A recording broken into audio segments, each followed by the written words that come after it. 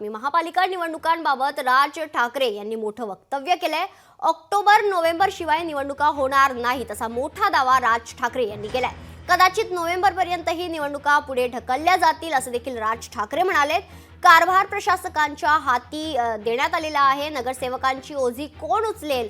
राज ठाकरेंनी सत्ताधाऱ्यांना असा खोचक टोला लगावलाय। उद्या जेव्हा कधी निवडणुका होतील, काय होतील, कधी होतील, आता 28 तारखेला खरं तर निर्णय होता, तो 28 फेब्रुवारीला गेला। आता 28 फेब्रुवारीला गेला म्हणजे ऑक्टोबर नोव्हेंबर शिवाय निवडणुकाच होत नाहीत। बरं, ऑक्टोबर नोव्हेंबरला तरी काय अजून पुढे ढकलतील? त्यांना काय?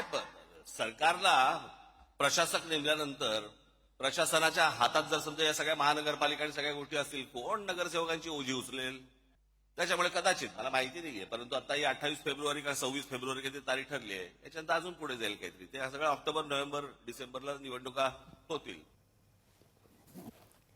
आज खरं तर मुंबईतील वरळी डोम मध्ये मनसेचा मेळावा याचं आयोजन करण्यात आलेलं होतं। यावेळी राज ठाकरे यांनी सरकारवर जोरदार टीका केली आहे। महापालिका निवडणुकांबाबत देखील राज ठाकरे यांनी मोठं वक्तव्य केलंय। ऑक्टोबर-नोव्हेंबर शिवाय निवडणुका होणार नाहीत असा मोठा दावा राज ठाकरे यांनी केलाय। आमचे प्रतिनिधी उमेश करंजकर आपल्यासोबत जोडले गेलेत। उमेश, राज ठाकरे यांनी आज खरं तर सरकारवर जोरदार टीका केलेली आहे आणि त्यातच त्यांनी आणखी एक मोठं वक्तव्य केलंय। त्यांचं म्हणणं आहे की ऑक्टोबर-नोव्हेंबर शिवाय महापालिका निवडणुका होणार नाहीत। काय अधिक माहिती आहे? मेघना, आज महाराष्ट्र नवनिर्माण सेनेचा मेळावा होता आणि यावेळेस आपल्या सर्व कार्यकर्त्यांना संबोधित करताना राज ठाकरे यांनी खास करून भारतीय जनता पक्षावरती अनेक टीकेचे बाण जे सोडलेले आहेत आणि यासोबत जर खास करून पाहिलं तर त्यांनी एक असा दावा केलाय की जे महानगरपालिका असतील किंवा स्थानिक स्वराज्य संस्थेच्या निवडणुका असतील त्या ऑक्टोबर-नोव्हेंबर पर्यंत होतील। कारण आपल्या सगळ्यांना माहिती आहे, कालच या सगळ्या संदर्भाची सुनावणी सर्वोच्च न्यायालयात होती, मात्र कालची ती सर्वोच्च न्यायालयाची सुनावणी टळली। जी सुनावणी आता ते पुढच्या 25 फेब्रुवारीला होणार आहे। मात्र सध्याचे जे वातावरण दिसतंय त्यानुसार ह्या ज्या निवडणुका आहेत त्या काय लवकर घोषित होणार नाही आणि त्या जवळपास वर्षाच्या अखेरीस म्हणजे ऑक्टोबर-नोव्हेंबर पर्यंत होतील अशा प्रकारचा दावा केला। त्यामुळे एकूणच आता पुन्हा एकदा जे महानगरपालिकेच्या स्थानिक निवडणुकीची वेळ सर्व पक्षांना लागले होते, लवकरात लवकर या निवडणुका होतील असं सांगण्यात चाललं होतं।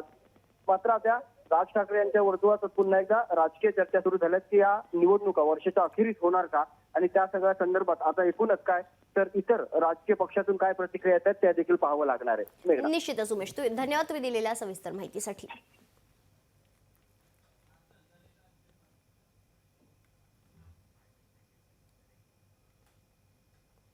यासोबतच आपल्यासोबत या क्षणाला भाजपाचे प्रवीण दरेकर देखील जोडले गेलेले आहेत। प्रवीणजी, सर्वात आधी तुमचं स्वागत लोकशाहीमध्ये। तुम्हाला आवाज येतोय? हो, येतोय। प्रवीणजी, राज ठाकरे यांनी खरं तर आजच्या मेळाव्यात सरकारवर हल्लाबोल केला आणि त्यातच त्यांनी असं सांगितलंय की आता महानगरपालिकेच्या ज्या निवडणुका आहेत ते कदाचित ऑक्टोबर किंवा नोव्हेंबरला पुढे ढकलल्या जातील। या संदर्भात तुमची काय प्रतिक्रिया आहे? नाही, मला वाटतं राज ठाकरे साहेबांना जेवढी चिंता आहे तेवढी चिंता सरकार म्हणून सरकारला आहे, आम्हाला सगळ्यांना आहे। महापालिकेच्या निवडणुका लवकरात लवकर व्हाव्यात यासाठी आमचाही प्रयत्न सुरू आहे।